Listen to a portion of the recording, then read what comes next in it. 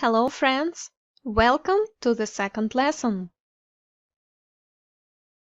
In the English language, there are a lot of words with G ending, such as ecology, energy, physiology. How to convert such words to Russian? Just change G ending to GIA.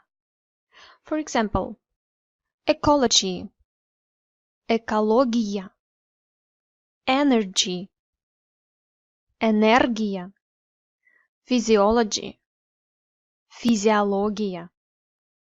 Let's repeat together.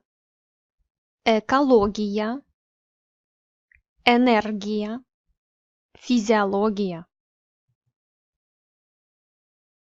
Friends, there are about 10,000 words with "gia" ending in Russian that can be converted from English into Russian, and only about 50 of them are exceptions. Here is your homework. Convert these words into Russian. I'll be waiting for you at my next lesson.